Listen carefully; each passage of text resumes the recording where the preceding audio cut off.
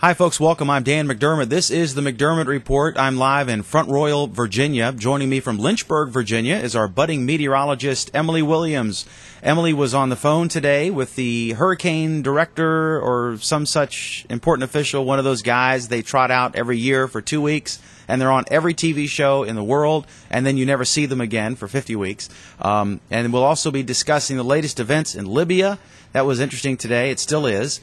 And we have crazy restaurant rules we'll be discussing. So, Emily, I guess we'll kick it off with the hurricane stories. So tell us, how did the phone call go, and what have you learned, and what's the latest on the successor to Hurricane Emily, which would have been so much more fun to discuss with you, but I guess now it's Hurricane Irene, or what's the name?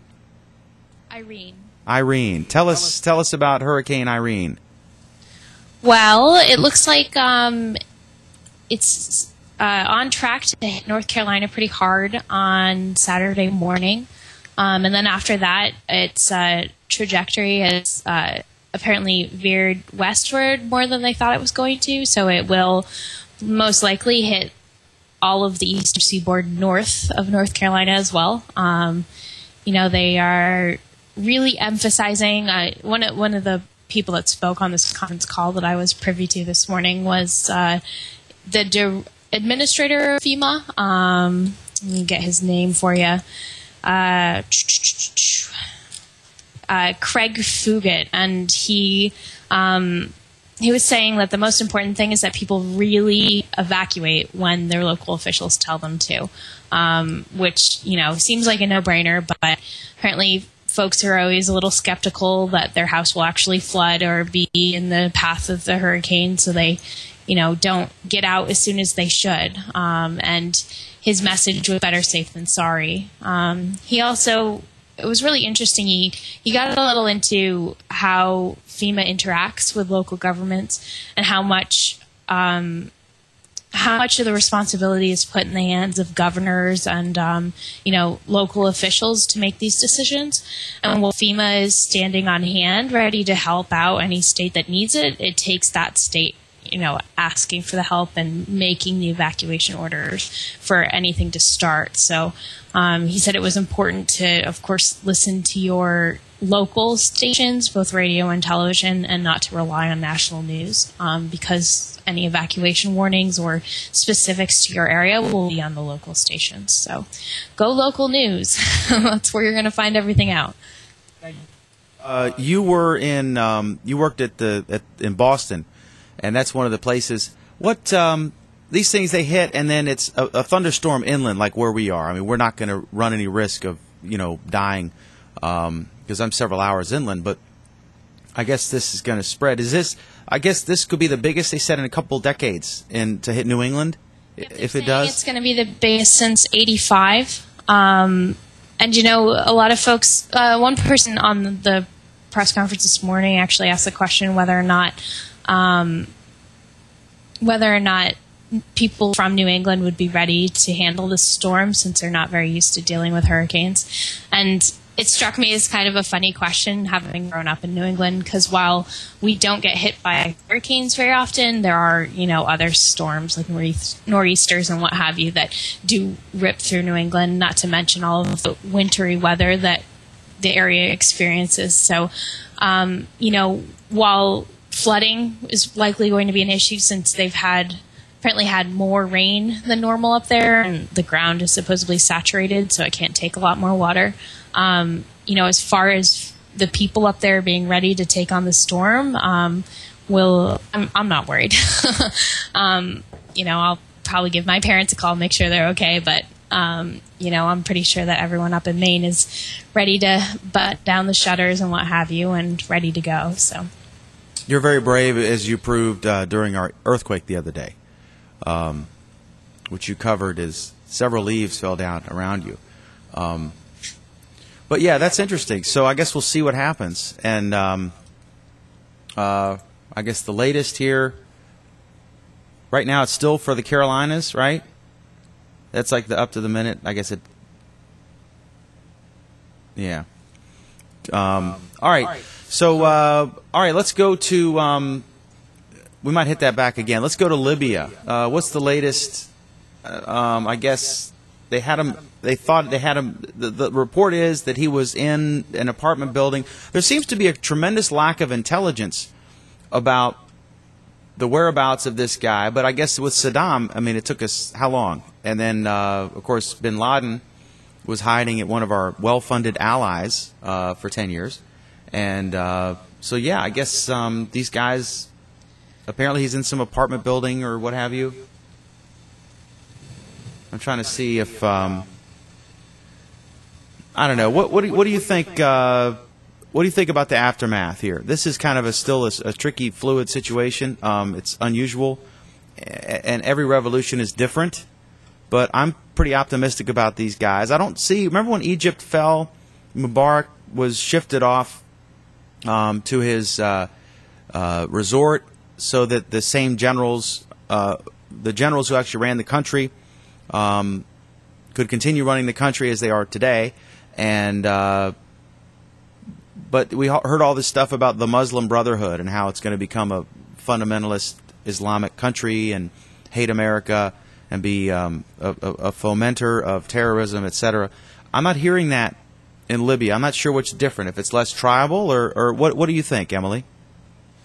I really don't know enough about the situation to make an educated guess on that.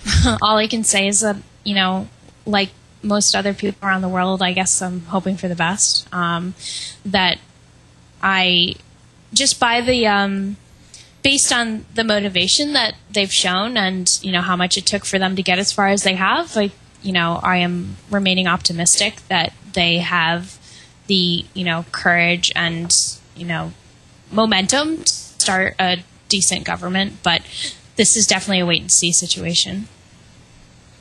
I'm wrestling with some technical stuff. I don't know what to do. I'm trying to bring her in, and I apologize, but it doesn't really matter to the viewers. But it's okay. We've got lots of thunder and lightning here, which is not the hurricane. There's a different weather system. So if anyone else is getting weather right now, it's not the hurricane yet, unless you're in Florida. Correct. Okay. So anyway, another thing that is going on is Dick Cheney's book, and I have a buddy. I'm not going to say what organization, but he's a national political writer. It was really funny. He's one of these guys that's kind of a wonk, like Emily, where you can just throw in a room and she'll read this book in 3 hours and come up with this great piece real fast. And so he's the go-to guy for this well-known thing. And I texted him because Drudge had a thing on about Cheney's book. He had an excerpt or some inside information, and I texted the guy and I said, I know you are currently scouring a bookstore in D.C., admit it. And he texted me back. He said, I'm in the Barnes and Noble parking lot waiting for them to open at 10 o'clock. And so I busted him, but that was funny. But yeah, he's going to write about that. And apparently it's quite the book. He talks about his dealings with, he rakes apparently Colin Powell over the coals because he says his Richard Armitage, his aide, had leaked the Valerie Plame story, and he's kept silent during that. It's just interesting as these guys who've suffered in the short-term history by a lot of folks who have written about him. It's interesting, that when this is their big stab at trying to correct perceived wrongs or set the tone for the way that they'll be covered. And I guess at this point, you're worried about your legacy and how you're going to be written about in history books. The left would call Dick Cheney a torturer and a torture monger. The right would say he helped defend this country and did nothing wrong. So it's interesting how, I guess this is his big book that he will attempt to, and books have staying power more so than an interview. That may change in the future. But if someone appears on Nightline or This Week or the Today Show, it doesn't have the power of a book that will, over time, in my opinion.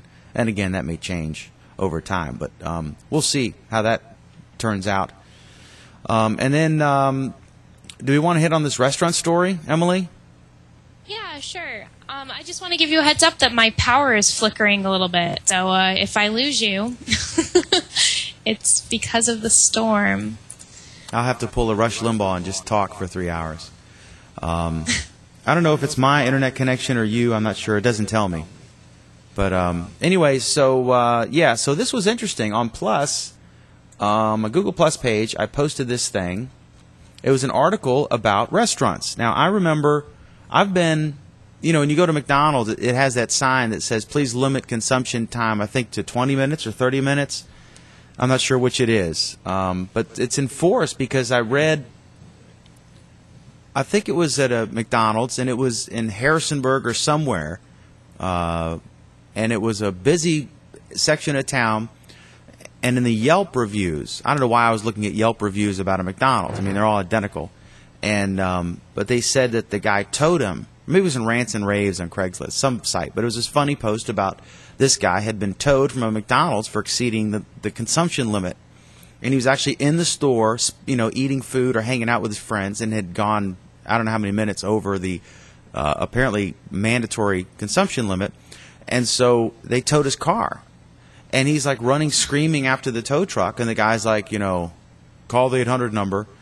And then they said, in the follow-up posts, it said, yeah, this happens all the time.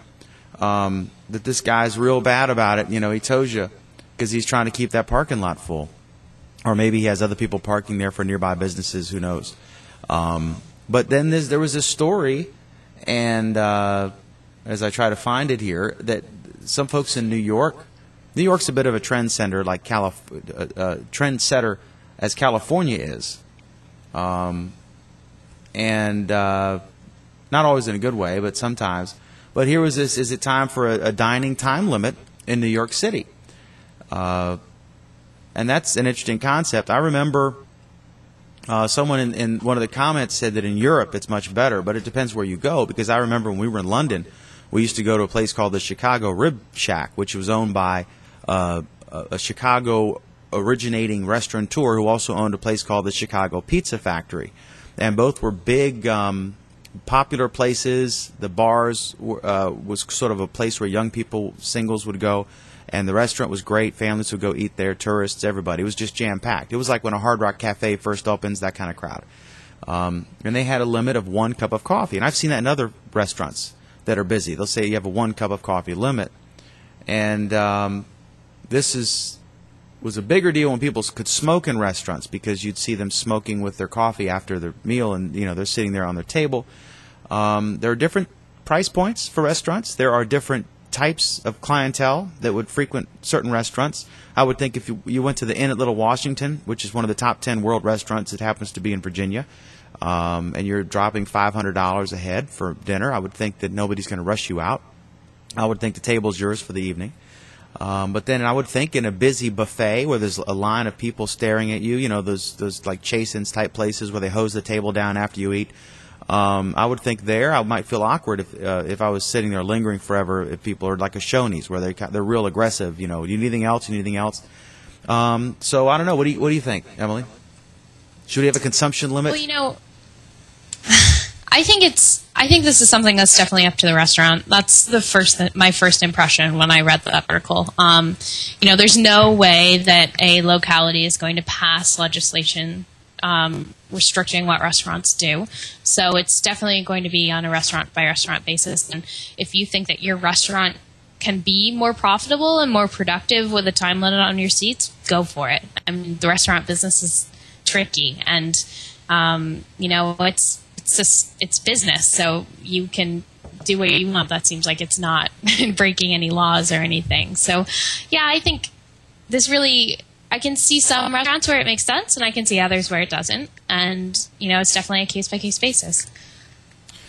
I cannot see the chat room. I'm guessing there's some mild reaction to that, to this story there, but I can't see it. Is there anything? Let me just interrupt me or let me know if there's anything interesting, because of the way I'm using both computers, one to bring you in and one for here, and so I don't have my chat room computer, so I can't follow the chat. So I don't know if we're missing much. Scott says no reaction. Scott is eating in the comfort of his home, not enjoying free Wi-Fi at some restaurant. That's another thing, that Wi-Fi has caused a problem for some places, and they've gone to I know there's a coffee shop in Front Royal that used to have free Wi-Fi, and now they've gone to it's paid, but you get free Wi-Fi. You get a card for up to like 30 minutes or so when you buy anything. And And I think that's because you had people just camping there all day, taking up chairs, using their free Wi-Fi. I don't know. You live and learn as you do this, you know. So, all right. Have we exhausted the restaurant story? I guess so. I missed half of what you were saying, so I don't have any rebuttal to anything. You didn't miss anything important. All right. Well, I promise. There's an article on veganism, and I was a vegan for a while, but I wasn't a fanatic about it. I would cheat, and it's really hard. And people have asked me today. Two people asked me at this coffee shop about how I lost weight, because I lost some weight. And basically, 2 Thanksgivings ago, I was on TV a few times, and I hadn't been on for a while, and I looked at myself, and I'd gained weight, and so I didn't like that. So I've been mulling it over lately anyway. And then about April, I got serious. But there was this article about veganism, and I want to tell you how I lost the weight that I've lost. The article was about Bill Clinton, who's a proponent of veganism. Now, and there's some misconceptions here about veganism. First of all, it's not like a cloistered nun community or some fringe LDS group. There's no hard and fast rules that you must, do this and that if you're a vegan. You can just kind of lean toward veganism, and you can cheat, Now, in general, there are, typical omnivores, which is a typical person that eats fruits and vegetables and meat and anything that they want. That's the normal diet. But about, 3% of people are vegetarian. Vegetarian, there are all different types. That mainly means you don't eat meat. Now, some vegetarians will eat fish, but not red meat, or white meat. Some vegetarians will not eat any kind of meat, and but they'll eat cheese and eggs, things like that. Now, vegan is much worse, or much more strict. A vegan is someone who will not eat any animal products or leans that way. For example, they would not eat cheese, they wouldn't eat eggs, they wouldn't eat bread that had milk in it, nothing from a cow. And they do this either for health reasons. They think they'll lose weight. They think it's healthier. They think they're an animal rights activist, which I've never been. I'm not a hunter, but I'm pro-hunting. I don't want to go out and kill deer. I think it's gross, but I eat, my meat, comes on rectangles and styrofoam trays or in a can. But anyway, so some vegans they're saying that they won't eat honey. I always ate honey. I don't have a problem with honey. And my whole thing was I figured, I would try it, and I did lose some weight, but it's just not a permanent thing. You walk by Costco and you just smell the pizza, and it's like, oh my God, I got to have this. And that's where I fell off the wagon. I went by and they were sampling pepperoni pizza, and I bought one on the way home. I had one. I just went crazy. After 3 months of no meat, cheese, nothing. And cheese is hard to do without. But basically now what I'm doing is kind of what Susan Power, I guess, was talking about this, but it's just common sense. The reason we're fat is because we don't eat food the way our bodies are designed to consume it. Your body, at our basic form, we are a mammal, and we are designed to eat fruits, vegetables, meat, fish, nuts, berries, that kind of stuff, and just normal stuff like a caveman would eat. Now they go through all this garbage, low carb diet, buy my nutritional supplements, get this exercise equipment that comes with a free dust thing, so every couple weeks you can clean it off because you don't use it. It's just, and people spend a fortune, and then they have these diet entrees. Find me anybody who has lost an ounce eating any of these diet entrees instead of the regular Stofers, And I pick on Stofers, but not really, because I love Stofers. They have excellent lasagna. It's delicious. And all things in moderation. There's nothing wrong with cheating once in a while or splurging. And but what I do is I'll eat banana for breakfast, right? Banana, maybe a 5-ounce can of chicken or maybe 4. I'll have a banana when I get up. Then when I'm in the car, I'll get that string cheese and I'll eat that. 4 of those, 4 ounces of cheese, and then maybe an apple, and I'm good. And then and then I eat a ton of fruit at dinner time. I might eat. I'm on the frozen fruit kick because it's real convenient. But the only ingredients are fruit. It just happens to be cut up and frozen, and maybe they have some citric acid, which is vitamin C, to prevent discoloration. So basically, it's just as it naturally comes, and it's just really cold, like an Alaskan strawberry. But the ones I get, it's got strawberries, peaches, pineapple, and mango cut up into chunks. It's cheap. It's like $7.50 for 4 pounds. Well, I might eat like 2 or 3 pounds of it in a sitting. I mean, it's a lot. I eat a tremendous amount, and I'm losing weight just eating natural stuff. Meat, cheese. Cheese is a bit of a cheap, but basically you want to ask yourself, did it grow that way? And if something is in a box and it's got a 5-month shelf life and it's got, the list of ingredients, and then run out of room, ingredients continued on next panel, don't eat that crap. That's not the way. A lot of the stuff that people think, oh, I'm getting a light pasta. Your body's not designed to process that. There's no such thing as a spaghetti tree. There's no bread plant. The first society in the history of humans to get tooth decay were the ancient Egyptians, and we know that from the mummies, and they're the first society that refined grains into bread. You're not supposed to eat bread. You can have all the fruits and vegetables and meat you want. I mean, all you want. 7 pounds a day, no problem. And you'll lose weight like crazy. So if you shoot me a message, whatever, I think I'm going to write a book, How to Stay Fat and Die Young, and as my tongue-in-cheek, as another copy of my financial advice book, How to Lose $1 Million Before You're 40. As obviously a flippant title, but yeah, I think the reason we're all fat has been right in plain sight in front of us. That it's obvious that you're supposed to eat things that grew that way, normal stuff like a caveman would eat. You're not supposed to eat sugar junkies. You're not supposed to eat frosted flakes. That's just garbage, and we know it's garbage. You're not supposed to eat some nutritional diet bar that has 75 ingredients and a shelf life till 2080. So that's my 2 cents. So there, Emily, what do you think?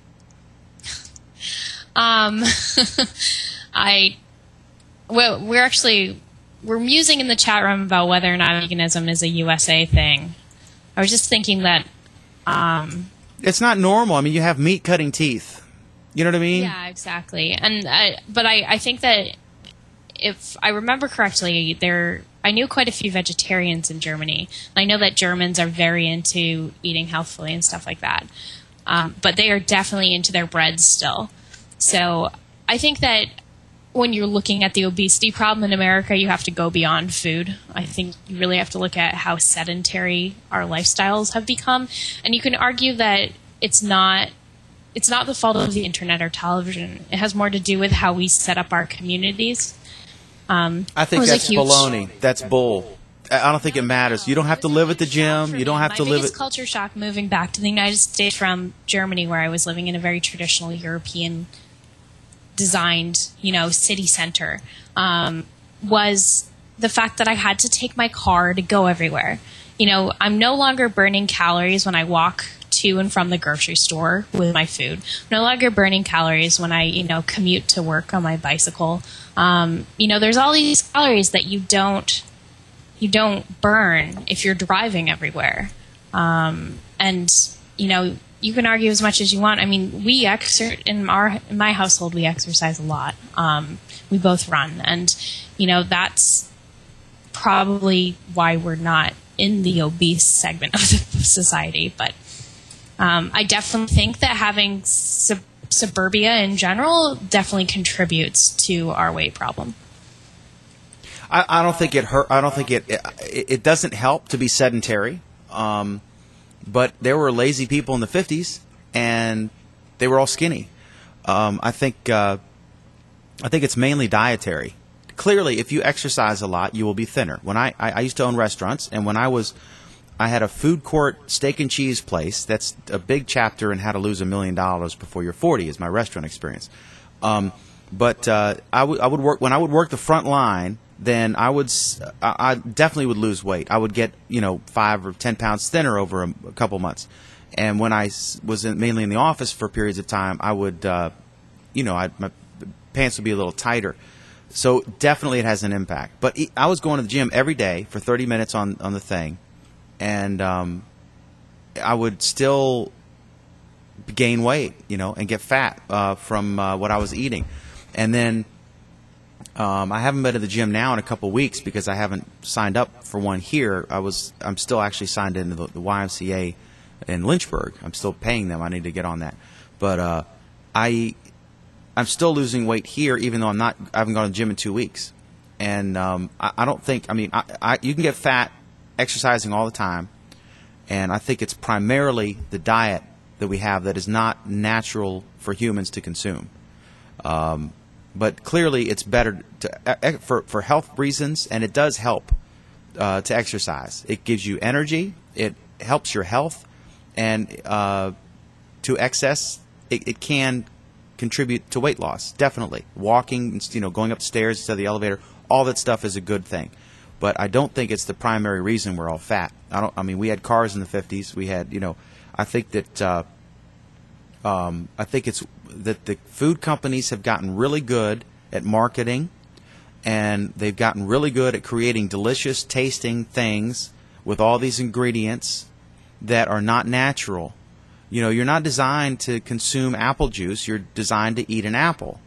And it's just they've gotten really good at producing these delicious tasting, all natural apple juice when really, it's the air sucked out of it, and they add the flavor packets and all this stuff, to recreate this apple juice that tastes exactly the same no matter where in the country you buy it or what season of the year. It tastes exactly the same. How do they do that? I've never had two apples that tasted exactly the same, but because it's just, and there's a big vested interest in not telling people this stuff is bad for you and making you fat because they make money selling the stuff. There's no vested interest except perhaps if I want to write a diet book and telling you otherwise.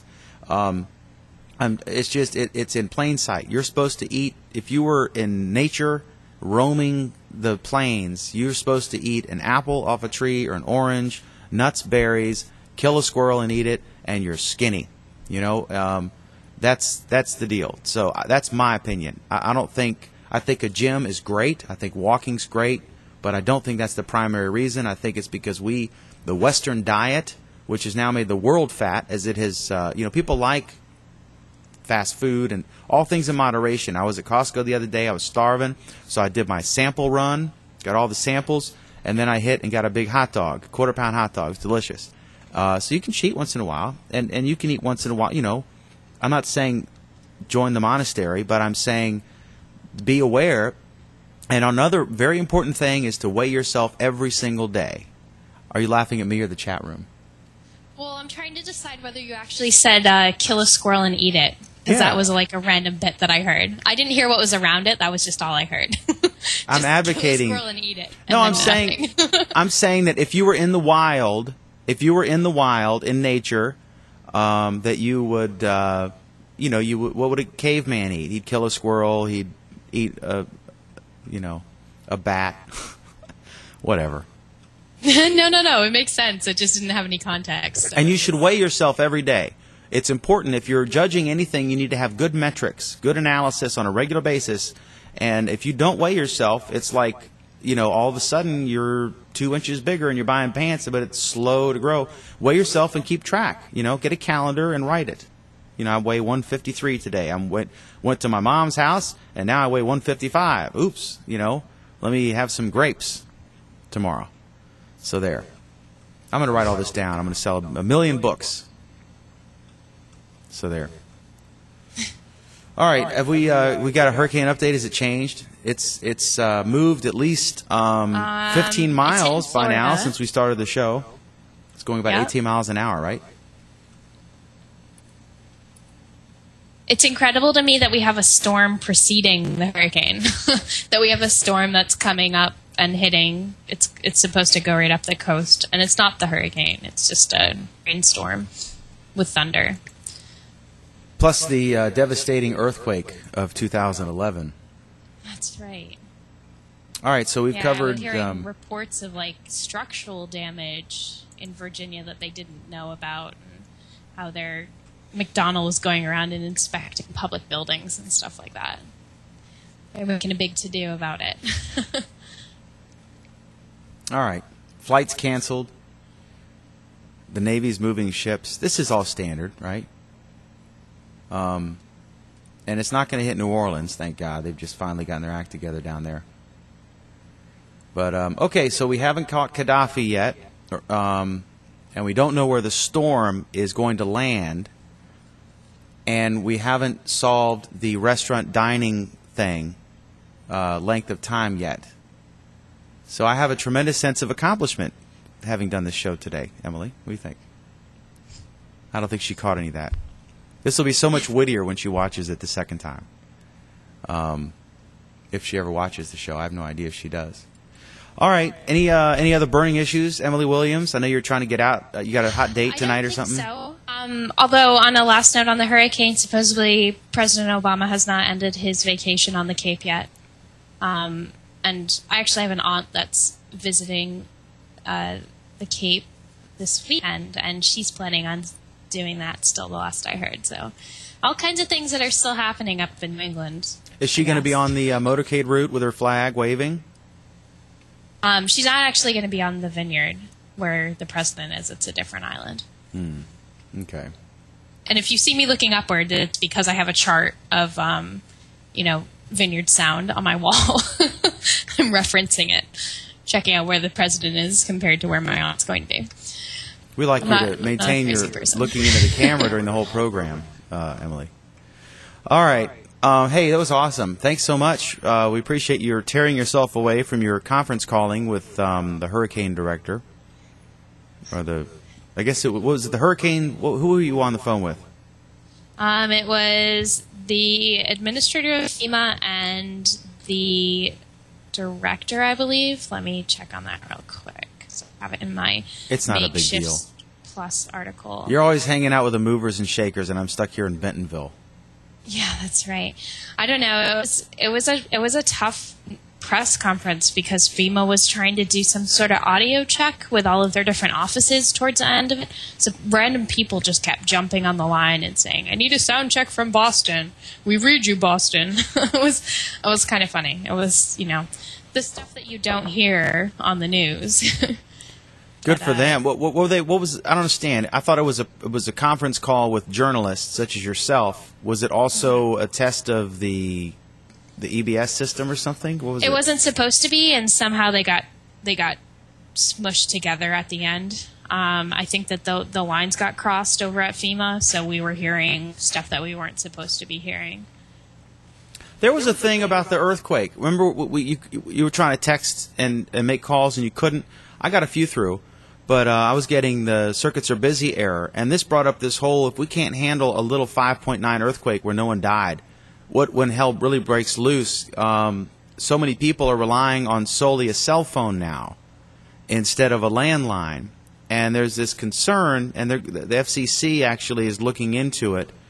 I guess it's because it was such a wide area. I mean, it impacted, I guess, from Florida up to New England, right? Because they say on our coast we're older, so when we shake from an earthquake, it's rare. But when it happens, it spreads far, like if you shook a rock. And then on the West Coast, the land is more fluid, like jelly or Jello. And so when they have one, it's a shorter distance impacted. And so I guess if all of a sudden there was this once a century event from Florida to New England, that it would be natural to for everyone to text, and because you're so shocked, it's not a big deal in the West Coast. If you have a little tremor or something, it's commonplace. But to us, everyone's freaking out or just surprised. I don't think anybody was scared, except they're evacuating buildings and everything. We never evacuated. I told the layout guy, you keep working on that paper. Don't worry about no earthquake. Actually, one of my salespeople called and said, should we evacuate the layout department? I said, man, I wish you hadn't asked me that, because now I have to answer the question. I'm joking. But, yeah, so is that a thing? I mean, or I guess, I don't know, the FCC will look into it. The government will help us out on that. I don't think you heard anything I'm saying. We got to figure out this thing. All I heard is that a thing? Yes, Dan, it is a thing. I don't know. We'll have to change the MPAA rating on the program if that's out. All right. Okay. Well, Emily, thank you so much. I apologize for the echo. This is a way worse setup than it was before. Yeah. I'm going to start bringing you on this computer. I don't know what else to do. I got to soup it up or something. It's a quad core, but I guess it's not enough. I need 6. All right. Emily Williams, senior political writer for the Lynchburg Times. You can catch her at lynchburgtimes.com, all of her wonderful writing. Also, check out her Google Plus page. That is at gplus.to/Emily KW. I'm Dan McDermott. I'm her fearless leader and brave, courageous, towering authority figure to her. I also have a Google Plus page. Mine is gplus.to/McDermott. And I want to thank you very much. Please spread the word on our little program. And then I guess today is, oh my God, today's Thursday. So tomorrow is Google Plus week. So we'll have an announcement about who will be on that and what we'll be doing. So, Emily, thank you. Have a wonderful weekend. Stay dry as best you can as you brave yet another natural disaster on the East Coast of the United States. So, thanks. Have a great weekend.